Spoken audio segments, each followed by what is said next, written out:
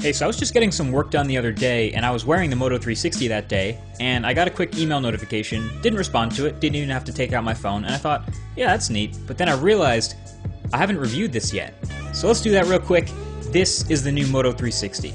I don't know what it is about this 360, but I keep coming back to it as my sort of de facto smartwatch. Obviously, the competition has gotten way better since the first one, but I still give it credit for sort of starting the circular revolution we see today and the focus on design. Anyway, this 2015 Moto 360 is a really minor upgrade from the original in pretty much every way, so it'll look familiar. Here is everything that's new. Number one, the design. Okay, not really, it's pretty much the same design, but you do get a couple improvements here and there. The lugs that connect the watch to the bands are, for one, much easier to remove quickly. So interchangeable bands are much easier now. I have the leather one that it came with, but you can see just by removing both of them, it'll be easy to change to whatever other ones you buy. And I now have some texture in the bezel of mine here, you can see, which is because I chose that in Moto Maker. This is actually the best new feature of the smartwatch compared to the competition, the ability to build your own with any combination of the band and body colors and bezels, built to order right out the box, so you can build a pretty dope combo to your liking. I went with a pretty clean all black look, as you can see, pretty toned down, but that's my choice, and I actually think having a black bezel sort of blends in with the display more, and with the black watch face, that also kind of hides the bar at the bottom, which still holds the ambient light sensor and display drivers. You pretty much get used to it being there.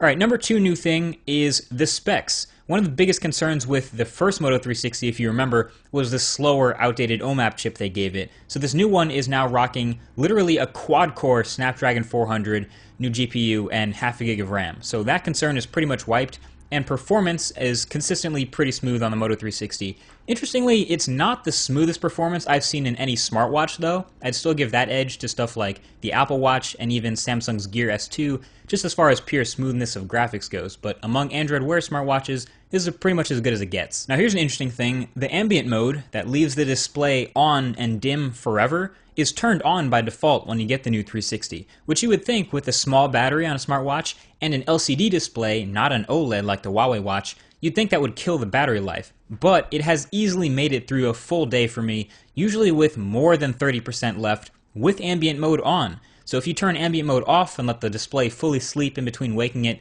this thing can go full 2 days between charges, which is a nice improvement. And the best part is, since it's a small battery, if you ever find yourself low on a charge, the wireless charging is really fast, so you can juice up in under an hour from being dead.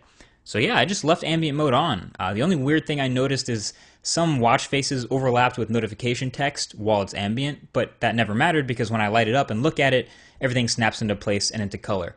This is definitely a better experience than the first Moto 360. It even actually works with the iPhone now, despite, much more limited control over how notifications work on iOS. Technically, though, that also makes it a competitor to the Apple Watch for some buyers. Bottom line, though, I'm less of a smartwatch guy than I was about a year ago. I don't wear one every day anymore, but it's nice to see improvements in these neat little pocket computers that you can put on your wrist, especially in design. You might be asking if it's worth upgrading over the old one. I would say yes, even if only for that improved battery and performance. But the competition has gotten a lot better too, so look out for a roundup video of the best wearables that you can get this year. Either way, thank you for watching this one, and I'll talk to you guys in the next video. Peace.